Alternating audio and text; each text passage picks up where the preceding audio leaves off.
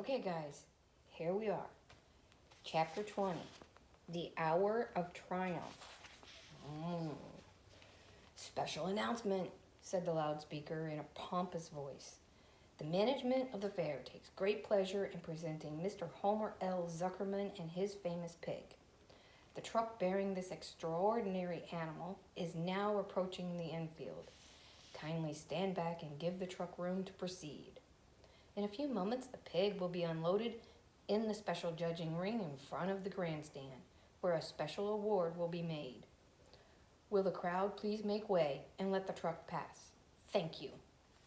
Wilbur trembled when he heard this speech. He felt happy but dizzy. The truck crept along slowly in low speed.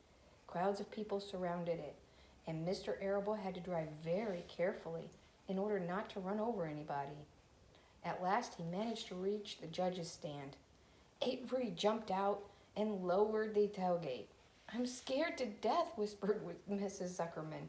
"Hundreds of people are looking at us." "Cheer up," replied Mrs. Arable. This is fun." "Unload your pig, please," said the loudspeaker. "All together now, boys," said Mr. Zuckerman. Several men stepped forward from the crowd to help lift the crate. Avery was the busiest helper of all. "Tuck your shirt in, Avery," called Mrs. Zuckerman, "and tighten your belt. Your pants are coming down." "Can't you see I'm busy?" replied Avery in disgust. "Look," cried Fern, pointing. "There's Henry." "Don't shout, Fern," said her mother, "and don't point." "Can't I please have some money?" asked Fern.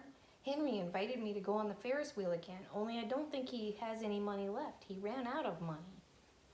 Mrs. Arable opened her handbag. "Here," she said.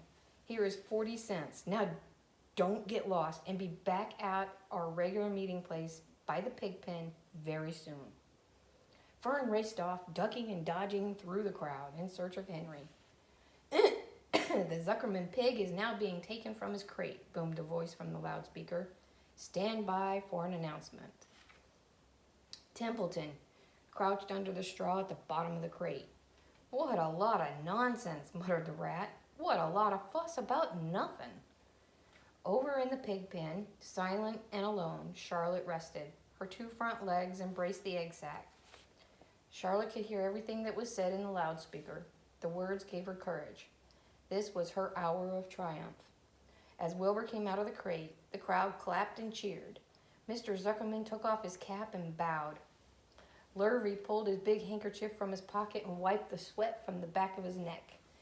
Avery knelt in the dirt by Wilbur's side, busily stroking him and showing off. Mrs. Zuckerman and Mrs. Arable stood on the running board of the truck. "Ladies and gentlemen," said the loudspeaker, "we now present Mr. Homer L. Zuckerman's distinguished pig. The fame of this unique animal has spread to the far corners of the earth, attracting many valuable tourists to our great state. Many of you will recall that never-to-be-forgotten day last summer when the writing appeared mysteriously on the spider's web in Mr. Zuckerman's barn, calling the attention of all and sundry to the fact that this pig was completely out of the ordinary. This miracle has never been fully explained, although learned men have visited the Zuckerman pig pen to study and observe the phenomenon. In the last analysis, we simply know that we are dealing with supernatural forces here, and we should all feel proud and grateful. In the words of the spider's web, ladies and gentlemen, this is some pig." Wilbur blushed. He stood perfectly still and tried to look his best. "This magnificent animal," continued the loudspeaker, "is truly terrific. Look at him, ladies and gentlemen. Note the smoothness and whiteness of his coat. Observe the spotless skin, the healthy pink glow of his ears and snout." "It's the buttermilk," whispered Mrs. Arable to Mrs. Zuckerman. "Note the general radiance of this animal. Then remember the day when the word radiant appeared clearly in the web.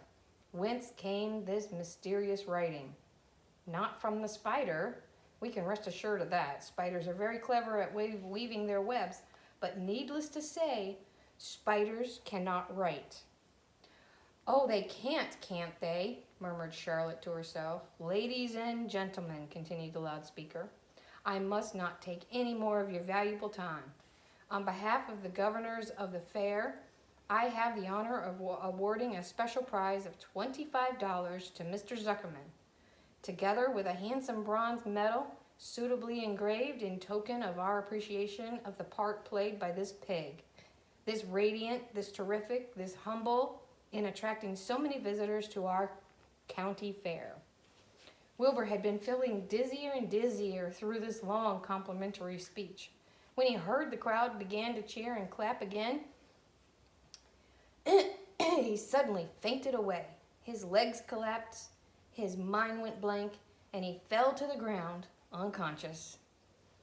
"What's wrong?" asked the loudspeaker. "What's going on, Zuckerman? What's the trouble with your pig?" Avery was kneeling by Wilbur's head, stroking him. Mr. Zuckerman was dancing about, fanning him with his cap. "He's all right," cried Mr. Zuckerman. "He gets these spells. He's modest and can't stand praise." "Well, we can't give a prize to a dead pig," said the loudspeaker. "It's never been done." "He isn't dead," hollered Zuckerman. "He's fainted. He gets embarrassed easily. Run for some water, Lurvy." Lurvy sprang from the judge's ring and disappeared. Templeton poked his head from the straw. He noticed that the end of Wilbur's tail was within reach. Templeton grinned. "Uh-oh, I wonder what Templeton's gonna do." "I'll tend to this," he chuckled. He took Wilbur's tail in his mouth and he bit it, just as hard as he could bite. The pain revived Wilbur. In a flash, he was back on his feet. "Ouch!" he screamed. "Hooray!" yelled the crowd. "He's up! The pig's up! Good work, Zuckerman. That's some pig." Everyone was delighted.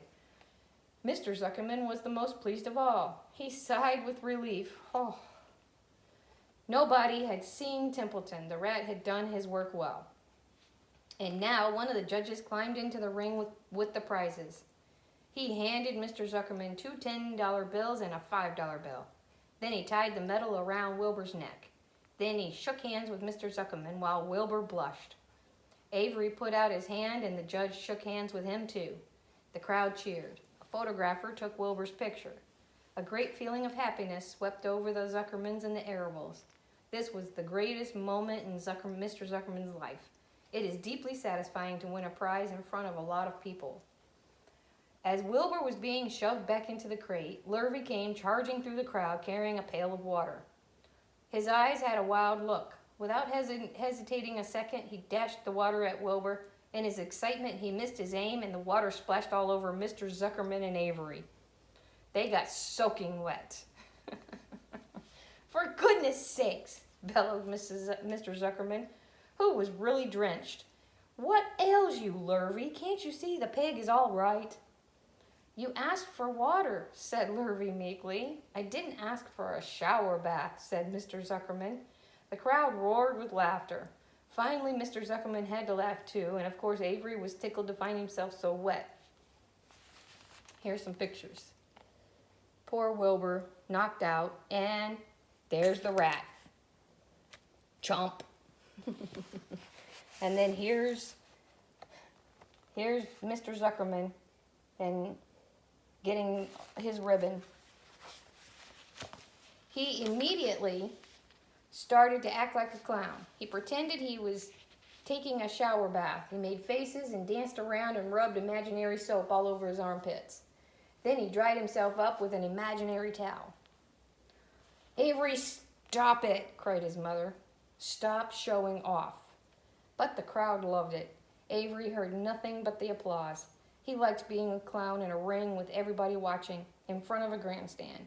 When he discovered there was still a little water left in the bottom of the pail, he raised the pail high in the air and dumped the water on himself and made faces.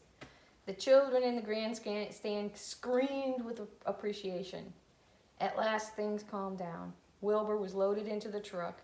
Avery was led from the ring by his mother and placed on the seat of the truck to dry off. The truck, driven by Mr. Arable, crawled slowly back to the pig pen. Avery's wet trousers made a big wet spot on the seat. Uh-oh. So, that was Wilbur's prize, and Wilbur fainted. And then Lurvy made a big mistake and got Mr. Zuckerman and Avery wet. And then Avery acted like a fool. Uh-oh. Okay. I'll see you guys in a few. Wash your hands.